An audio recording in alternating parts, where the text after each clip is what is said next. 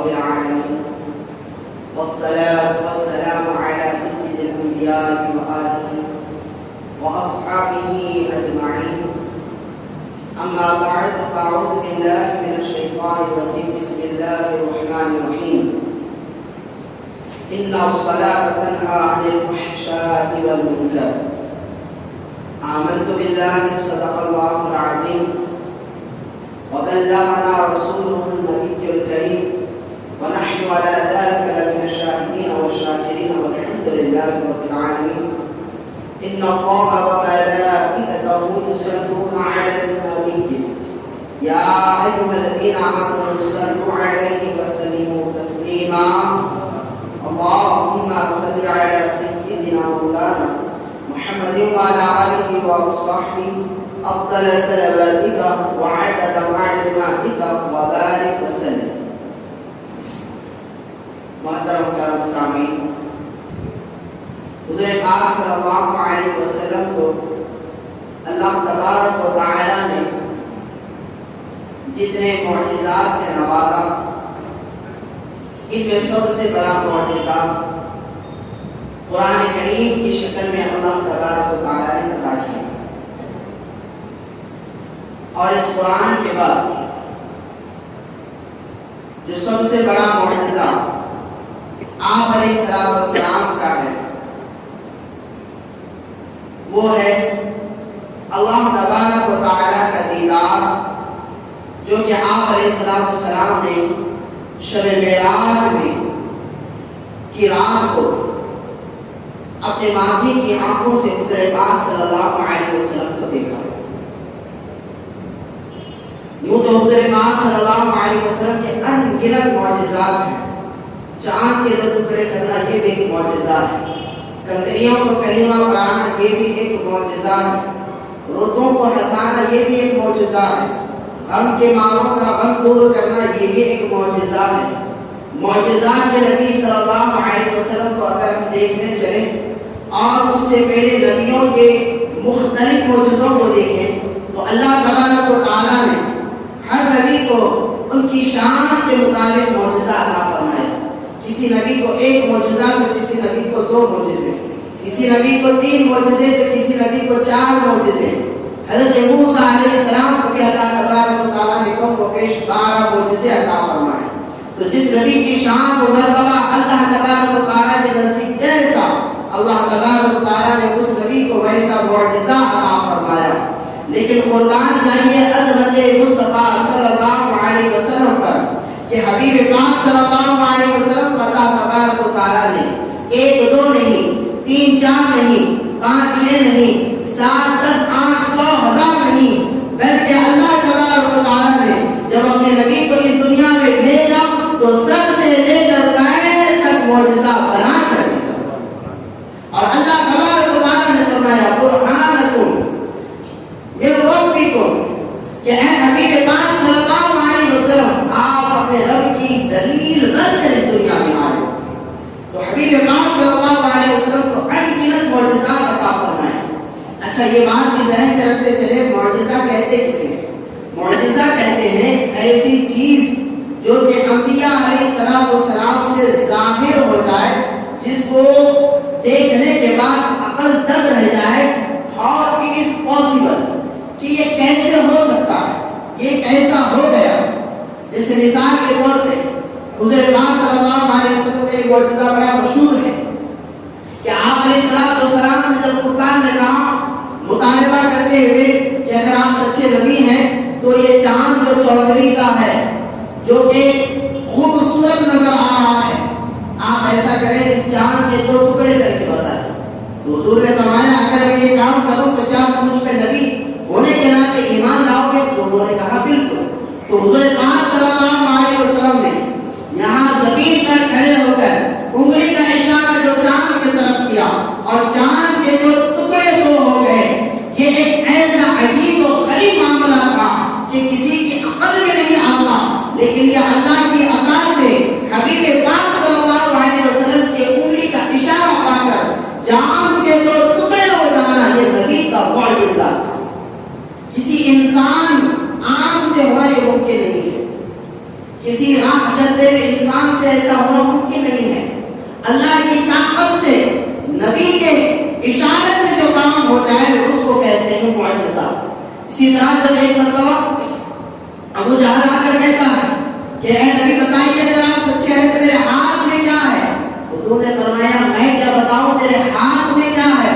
تیرے ہاتھ میں جو کنکریاں ہیں وہ خود بتائیں گے کہ میں کون ہوں. تو ابو جہل نے جو ہی کنکریاں کھولی، ہاتھ کھولا تو کنکریوں میں سے آواز آئی لا الہ الا اللہ محمد رسول اللہ. تو حضور کے حکم پر کنکریوں کا کلمہ پڑھنا یہ حضور کا معجزہ. اسی طرح آپ علیہ السلام کی بارگاہ میں ایک مرتبہ پیڑ کا اپنے جڑوں سے نکل کر آ جانا اور آپ کے سجدے میں گر جانا یہ حضور صلی اللہ علیہ وسلم کا معجزہ تھا. تو معجزہ کہتے ہیں کہ ایسی چیز کو جو عقل میں نہ آئے، جس کو دیکھنے اور سننے کے بعد عقل دنگ رہ جائے، یہ کیسے ممکن ہو سکتا ہے؟ جو انسان کی عقل میں نہ آئے، جو انسان کی عقل سے اٹھ کر جو بات کہی جاتی ہے یا جو کام کیا جاتا ہے اس کو کہا جاتا ہے معجزہ. اس لیے میں نے کہا کہ اللہ تبارک و تعالیٰ نے اپنے نبی کو بے شمار معجزات عطا فرمائے. اور معجزوں میں تو اہم معجزے یہ ہیں، ایک ہے قرآن کریم کی شکل میں معجزہ جو صبح قیامت تک کے لیے تمام ایمان والوں کے لیے ہدایت کا کام کرے گی. اور دوسرا معجزہ شب معراج کی رات اللہ کا دیدار جو حضور نے کیا، یہ بھی سب سے بڑا معجزہ ہے. تو معجزہ تو بڑا تھا. اب اس بڑے معجزے میں جو حضور پاک صلی اللہ علیہ وسلم کو عطا چیزیں کی گئی، یقیناً بڑی رات میں، بڑے کام میں، بڑے شخصیات کے درمیان میں جو چیز دی اور لی جاتی ہے وہ چیز بھی بڑی ہوتی ہے. تو حضور پاک صلی اللہ علیہ وسلم نے جب اپنے نظر و نیاز کو حضور کی بارگاہ میں پیش کیا تو اللہ تبارک و تعالیٰ نے اپنے حبیب کو بھی ایک تحفے سے نوازا. اب اس تحفے کی اہمیت کا اندازہ لگائیں. اتنی بڑی رات، اتنی بڑی شخصیات، زمین سے ہٹ کر آسمانوں کی گفتگو ہے، آسمانوں سے اوپر سدرا کی گفتگو ہے، سدرا سے اوپر جہاں پر وقت نہیں، جہاں پہ کوئی جگہ نہیں، کوئی مکان نہیں، اس سے آگے گفتگو ہے. اس سے بھی آگے بڑھ جائیں تو وہاں پر جانے کے بعد قاب قوسین کا مقرب زمین آتی ہے جہاں پر اللہ ہے، رسول اللہ ہے، ان کے علاوہ کوئی نہیں ہے. وہ نظر و نیاز کی گفتگو ہوتی ہے اور اس میں اللہ تبارک و تعالیٰ اپنے حبیب کو جو تحفہ دیتا ہے اس تحفے کو کہا گیا 5 وقت نماز، اس کو صلاۃ کی شکل میں دیا گیا. کہ جو تحفہ اللہ تبارک و تعالیٰ نے اپنے نبی کو دیا وہ تحفہ تھا نماز کا تحفہ. اب اللہ کو فرمائے اتنی بڑی رات، اتنی بڑی شخصیات کے درمیان میں گفتگو اور جو چیز دی جا رہی ہے نماز کی شکل میں. اب یہ کتنا بڑا تحفہ ہوگا، کتنا عظیم تحفہ ہوگا. اور نماز کی فرضیت اور نماز کی اہمیت کا آپ کسی بات سے اندازہ لگائیں کہ مسلمان کلمہ پڑھتا ہے تو زمین پر مسلمان ہوتا ہے. اسی طرح جب آپ زکات کے حکم کو دیکھتے ہیں تو زکات کا حکم بھی فرشتوں کے ذریعے اللہ تبارک و تعالیٰ نے زمین پر فرض کیا. اسی طرح جب آپ روزوں کو دیکھتے ہیں تو روزوں کو بھی اللہ تبارک و تعالیٰ نے زمین پر فرض کیا. اسی طرح آپ دیکھتے ہیں حج کا حکم آیا تو زمین پر ہی آیا، قربانی کرنے کا حکم آیا زمین پر ہی آیا، ماں باپ کی عظمت و تعظیم کو فرض کیا گیا اولاد پر، زمین پر اس کا حکم آیا. جانوروں کی قربانی کو واجب قرار دیا گیا، اس کا حکم بھی زمین پر آیا. الغرض قرآن پاک بھی نازل کیا گیا تو زمین کے اوپر ہی نازل کیا گیا.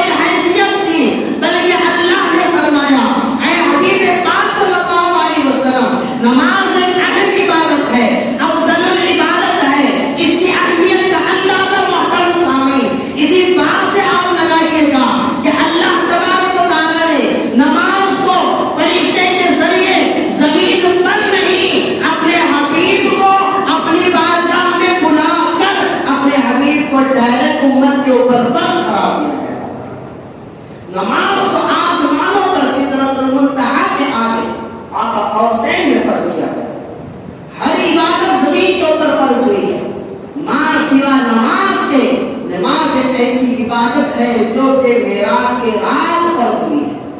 اور کیسی عبادت آپ اللہ کر رہے ہیں کہ حضور پاک صلی اللہ علیہ وسلم اللہ کا دیدار کر رہے ہیں اور اللہ تبارک و تعالیٰ اپنے نبی کو دیکھ رہا ہے. اس دیکھنے دکھانے کے درمیان میں جو چیز امت کو مل رہی ہے وہ ہے نماز جیسی عظیم عبادت. تو نماز کی اہمیت بہت زیادہ بڑھ کر اس لیے اس کو کہا گیا افضل العبادت. جتنا بندہ عبادتیں کرتے ہیں ان تمام عبادتوں کی جو سب سے بڑی چیز ہے وہ ہے نماز. نماز سے بڑھ کر کوئی چیز نہیں. اللہ کے نبی صلی اللہ علیہ وسلم ارشاد فرماتے ہیں کہ ایمان والوں میں کافر کے درمیان جو چیز فرق پیدا کرتی ہے وہ ہے نماز. اللہ کے نبی صلی اللہ علیہ وسلم ارشاد فرماتے ہیں الصلاۃ معراج المؤمنین کہ اللہ تبارک و تعالیٰ نے جو لذتیں اور مزہ مجھے معراج کو عطا کی وہ نماز کے ذریعے تم حاصل کرو. نماز کی فرضیت کا آپ کسی بات سے اندازہ لگا لیں کہ اللہ تبارک و تعالیٰ نے کم و بیش 92 جگہ پر قرآن کریم میں نماز کا حکم فرمایا. کہیں فرمایا اقیموا الصلاۃ نماز پڑھو, کہیں فرمایا اقیموا الصلاۃ وآتوا الزکاۃ وارکعوا مع الراکعین کہ نماز پڑھو, زکات دیا کرو, رکوع کرو رکوع کرنے والوں کے ساتھ. نماز کی فرضیت کا آپ کسی بات سے اندازہ لگائیے محترم سامعین. اگر کافروں کے درمیان مسلمان ہیں, جنگ ہو رہی ہے تو جنگ کے دوران بھی جہاں تلواریں نیام سے نکلی ہوئی ہے, جہاں دشمن سامنے کھڑے ہوئے ہیں, ایسے دوران بھی نماز کا حکم اور نماز کو پڑھنے کا حکم اللہ تبارک و تعالیٰ کے نبی نے عطا فرمایا. آپ کہیں کہ تلواریں نکلی ہوئی ہیں, سجدے میں جائیں گے تو سر کٹ سکتے ہیں. آپ کہیں گے کہ نماز کے لیے اگر چل پڑیں گے مجاہدین تو حملہ اور حملہ کر سکتے ہیں. لیکن نبی نے فرمایا کہ اگر جہاد بھی ہو رہا ہو, دشمن تمہارے سامنے بھی کھڑا ہو, لیکن یاد رکھو نماز کو نہ چھوڑو, نماز پڑھو پھر دشمن کے ساتھ جہاد کرو. یہی وجہ تھی محترم سامعین, نواز رسول حضرت امام حسین رضی اللہ تعالیٰ عنہ نے اسی حکم کی تعمیل, اسی حکم کو پریکٹیکل شکل جو کربلا کے میدان میں دی کہ سامنے دشمن ہے, تلواریں لے کر کھڑے ہوئے ہیں, آپ زخموں سے چور ہیں, سامنے شجر العین ہے, تلوار لے کر کھڑا ہوا ہے, لیکن امام حسین فرماتے ہیں اے شمر جمعہ کا دن ہے, میرے نبی نے فرمایا ہے دشمن بھی کیوں نہ سامنے ہو, نماز کا وقت ہو جائے تو نماز کو ادا کرو. تم تو کلمہ پڑھنے والے ہو, اگرچہ کہ خون رسول صلی اللہ علیہ وسلم کے دشمن ہو, اے شمر تھوڑا سا وقت مجھے دے دے, میں نماز پڑھنا چاہتا ہوں, میں نماز پڑھ لوں, پھر سے تیرے سامنے جہاد کر لوں گا, پھر سے تو اور میں میدان میں چلے جائیں گے, لیکن نماز کا وقت ہو گیا ہے, مجھے نماز کو پڑھنے دے. تو نماز ہر حال میں فرض, نماز ہر ایک موقع پہ فرض, حتیٰ کہ محترم سامعین اگر ہے اذان ہو جائے تو آنکھوں سے اشارہ کر کے نماز پڑھنا اس کے لیے فرض ہے. اب اللہ کا فرمان چل پھر بھی نہ سکتا ہو, اٹھ بھی نہیں سکتا ہو, بیٹھ بھی نہ سکتا ہو, تو اشارے کے ساتھ بھی نماز اس کے لیے پڑھنا فرض ہے. تو نماز ایک افضل عبادت ایسے ہی نہیں پڑھی محترم سامعین. نماز کی اہمیت کو سمجھنا ہے تو اس کی فرضیت کو سمجھیں کہ یہ زمین پر نہیں آسمان بالا پر فرض ہوئی ہے, یہ عام راتوں میں نہیں شب معراج میں فرض ہوئی ہے, یہ جبرائیل کے ذریعے نہیں خدا کے ذریعے ڈائریکٹ فرض کی گئی ہے.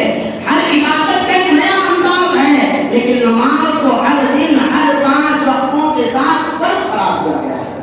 اب یہ نماز کیسے کیسے فرض ہو گئی ہے اور اس کے ایک ایک ادا پر آپ غور فرماتے جائیے کہ محترم سامعین محدث نقل عبداللہ شاہ صاحب نقشبندی ایک عظیم البرکت شخصیت گزرے ہیں ہمارے اس دکن کے علاقے سے, حیدرآباد کے ساکن آپ تھے.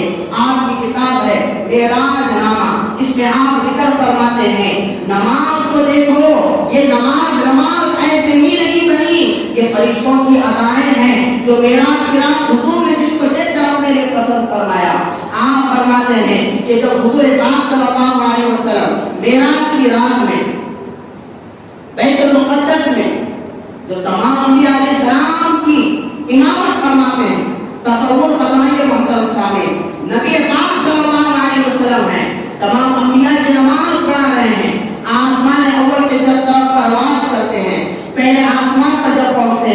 جبرائیل ہے کہ کھٹکا لگاتے ہیں، فرشتہ اندر سے پوچھتا ہے، ذرا چشم تصور میں یہ تخیلات کو بھانجنے کی آپ کوشش کریں کہ نبی ہیں، ساتھ میں جبرائیل ہیں، فرشتوں کے ایک بڑا مجموعہ ہے، آسمان اول پر کھڑے ہیں، فرشتوں کی جماعت میں جبرائیل کہتے ہیں دروازہ کھولو، اندر سے کہا جاتا ہے کون ہے، بتایا جاتا ہے محمد صلی اللہ علیہ وسلم ہیں، فرشتہ پوچھتا ہے آئے ہیں یا اللہ کی طرف سے بلایا گیا ہے، تو جبرائیل کہتے ہیں یہ آئے نہیں ہیں، اللہ نے ان کو بلایا ہے، یہ آئے نہیں ہیں، اللہ نے ان کو بلایا ہے۔ جب دروازہ فرشتے کھولتے ہیں پہلے آسمان کا، حضور فرماتے ہیں جب میں اندر گیا تو میں نے ایک فرشتوں کی بڑی جماعت کو دیکھا جن کی تعداد کو اللہ بھی بہتر جانے، ایک بڑی تعداد ہے اور پورے کے پورے حالت قیام میں کھڑے ہوئے، جیسے ہم نماز میں اللہ اکبر کہہ کر کھڑے ہو جاتے ہیں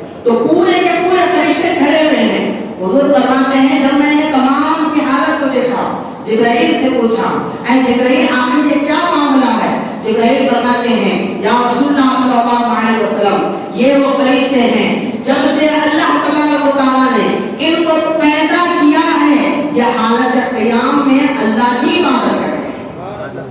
جب ہم رکوع، جب ہم تکبیر کہتے ہیں اللہ اکبر، اس کے بعد جو ہم کھڑے ہوتے ہیں اس کو کہتے ہیں قیام، تو فرشتے جب سے اللہ نے پیدا کیا ہے اس وقت سے لے کر نہ جانے کب تک، اس کے اینڈ کو نہیں بتایا، فرمایا جب سے یہ پیدا کیے گئے ہیں قیام کی حالت میں ہیں، اللہ کی عبادت کر رہے ہیں۔ اللہ کے نبی نے فرمایا ہے جبرائیل یہ بڑی پیاری عبادت ہے تو اللہ سے دعا کر دینا اللہ تبارک و تعالیٰ اس امامت کا انداز، اس نماز کا انداز میری امت کے اوپر فرض فرما دے۔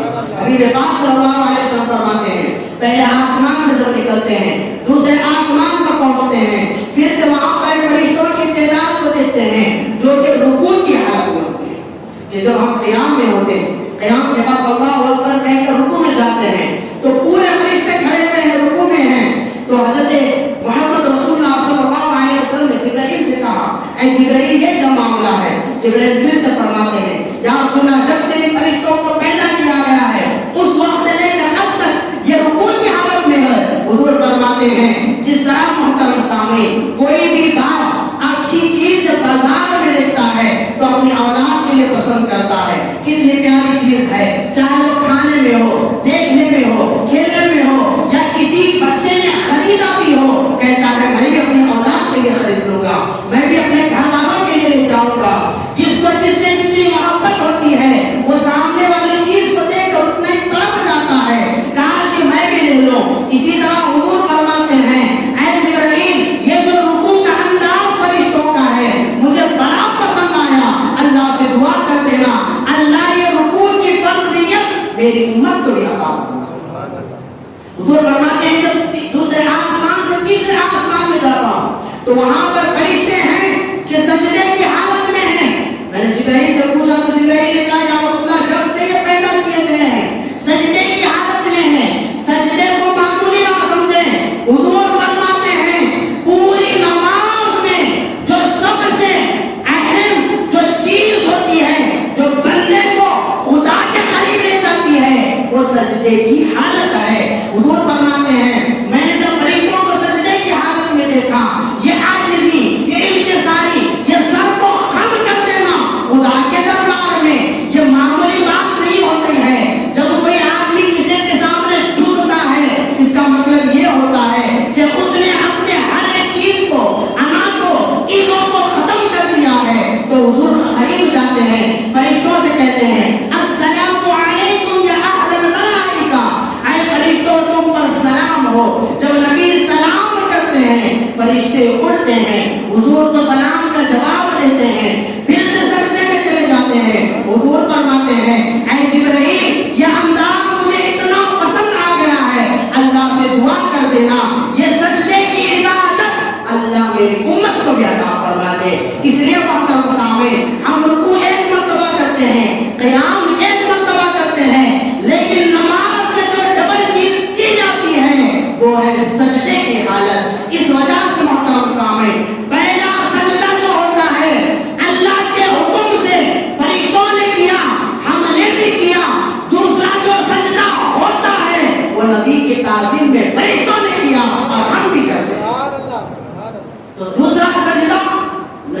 सलाम के लिए हुआ।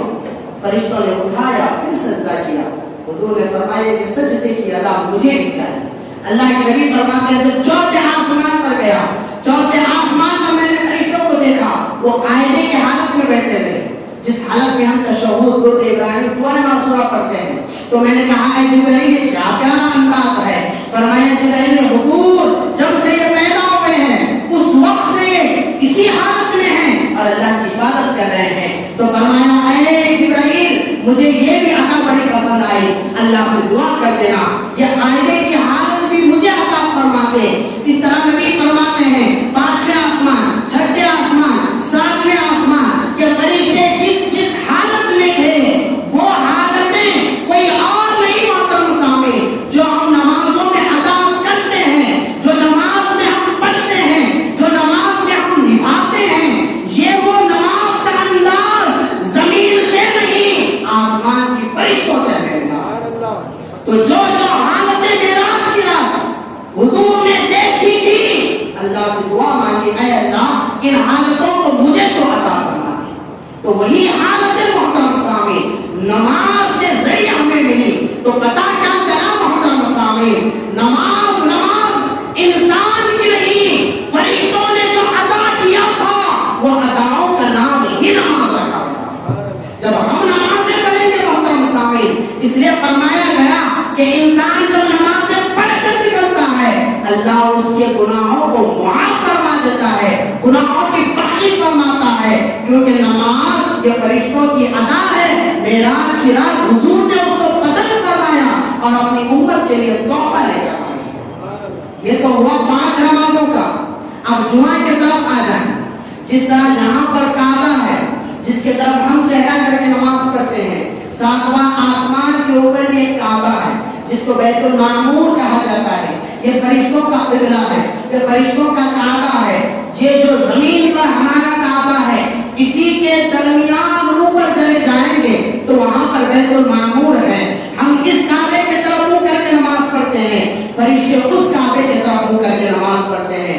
अल्लाह के नबी फरमाते हैं जब मैं वहां पर गया नमाज का वक्त हो गया था, इसी दौरान में एक फरिश्ता खड़े होता है, अज़ान बोलता है अल्लाहु अकबर अल्लाहु अकबर।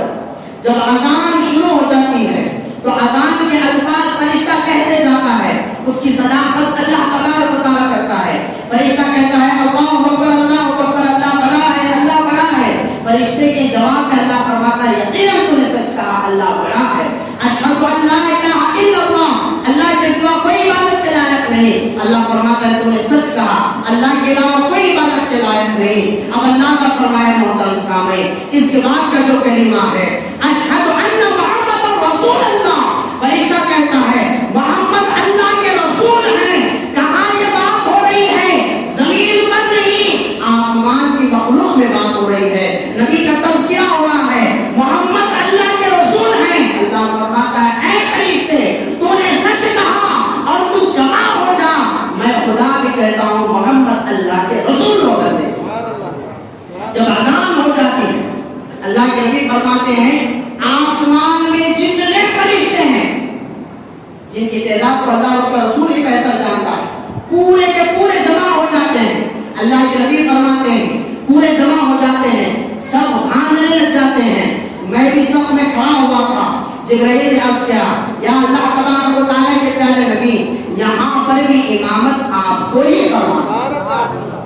जमीन पर तमाम अंबिया की इमामत भी हुजूर ने फरमाई, आसमान पर भी तमाम फरिश्तों की इमामत हुजूर पाक सल्लल्लाहु अलैहि वसल्लम की तरफ आती है। हुजूर आगे बढ़ते हैं, फरिश्तों के लिए जब इमामत फरमाने जाते हैं अंदाजा फरमाइए मोहतरम सामीन, एक नुक्ता यहाँ पर बयान कर रहा हूँ कि इमाम मोहतरम सामीन जो इमाम बनने की काबिलियत होनी चाहिए, इमाम जैसा होगा मुक्तदी भी वैसे होने चाहिए। मिसाल के तौर पर अगर कोई खातून कहे मैं इमामत करूंगी, मर्द पूरे मेरे पीछे मेरी इक्तिदा में नमाज पढ़ेंगे तो इमामत नहीं होगी, क्योंकि मर्द अगर इमाम बने तो पीछे तमाम के तमाम मर्द ही होना चाहिए। इमामत का हक मर्द के लिए। इसी तरह मोहतरम सामीन कोई दरमियानी शख्स कहे कि ना वो औरत है ना मर्द है, وہ کہے کہ میں امامت کروں گا اور میرے پیچھے سب کو اقتدا کرنی ہوگی، تو نہیں ہوگی امامت۔ اگر آدمی ہی کے لیے امامت ہے، بتانا مقصد یہ ہے عورت امامت کرے تو پیچھے نماز نہیں ہوگی، نہ آدمی نہ عورت ایسا درمیانی شخص امامت کرے تو پیچھے کسی کی امامت نہیں ہوگی۔ اسی طرح محترم سامعین تھوڑا توجہ فرمائیں کہ فرشتے جو ہیں وہ نور سے بنے ہوئے ہیں، فرشتے جو ہیں وہ نور سے بنے ہوئے ہیں، نہ ان کو عورتیں کہہ سکتے ہیں نہ ان کو آدمی کہہ سکتے ہیں، ان کا جو معاملہ ہے اللہ پر ہے۔ ہم کو جو بتایا گیا وہ نور ہیں، وہ نور ہیں، وہ نور فرشتے ہیں، اور حبیب پاک صلی اللہ علیہ وسلم جو ہے وہ بشر ہے، حضور بشر یعنی حضور آدمی ہے اور پیچھے نور ہے۔ میں نے جیسے کہا کہ امامت کے لیے ضروری ہے جو امام ہو وہ آدمی ہی ہو، پیچھے والے بھی آدمی ہی ہو، عورت امامت نہیں کر سکتی آدمیوں کی، یعنی جو نفس امامت کے لیے کھڑا ہو جائے، پیچھے والوں کی امامت کا پورا دار و مدار کسی پر ہوتا ہے۔ ایک طرف بشر ہیں پیچھے نور ہیں، یہاں بشر آدمی ہیں پیچھے نور ہے۔ امام کی جو بناوٹ ہے، جو تخلیق ہے وہ کچھ اور ہے، فرشتوں کی تخلیق کچھ اور ہے۔ امامت کے لیے یہ چیز جائز نہیں ہے، پھر کیسے ممکن ہوا کہ حضور نے نماز پڑھائی، فرشتوں نے ان کے پیچھے نماز پڑھا؟ تو بتانا مقصد یہ ہے محترم سامعین کہ اللہ تبارک و تعالیٰ نے اپنے نبی میں دو طریقے کے وصف رکھے ہیں کہ جہاں پر نبی ہونے کے ناطے بشر ہیں، آدمی ہیں، بشر ہیں، اسی طرح اللہ تبارک و تعالیٰ نے اپنے نبی کو نور بھی بنا کر پیدا فرمایا ہے۔ اس لیے جب زمین پر ہے تو جتنے بشر فرشتے جتنے ہیں ان کی بھی امامت فرما رہے ہیں، اور جتنے زمین پر انبیاء علیہ السلام ہیں ان کی بھی وہ امامت فرما رہے ہیں۔ آسمانوں میں جب چلے ہیں بشری لباس کو اتار دیا، نوری لباس پہن لیا، اور نوری لباس میں تمام فرشتوں کی امامت آپ نے فرمائی۔ جب یہ امامت فرماتے ہیں نماز سے فارغ ہوتے ہیں، اس کے بعد محترم سامعین یہ نماز اس کا اندازہ آپ کیسے فرما رہے ہیں کہ تمام فرشتے جمع ہیں۔ اسی دوران محترم سامعین اس نماز کے لیے جنہوں نے اقامت و اذان دی جو جبرائیل علیہ السلام تھے، پھر محترم سامعین جو خطبہ دیا وہ اسرافیل علیہ السلام تھے، نماز حضور نے فرمائی۔ حضور نے پوچھا یہ نماز ہمیشہ کیسے ادا ہوتی ہے؟ تو جبرائیل نے کہا یا رسول اللہ صلی اللہ علیہ وسلم یہ نماز ایسے ہم ادا کرتے ہیں، پورے فرشتے جمع ہو جاتے ہیں، میں جا کر اذان دیتا ہوں، اسرافیل جا کر خطبہ دیتے ہیں، اور اس کے بعد میکائیل مصلی پر جا کر نماز ادا کرتے ہیں۔ اس کے بعد کیا ہوتا ہے تو حضور پاک صلی اللہ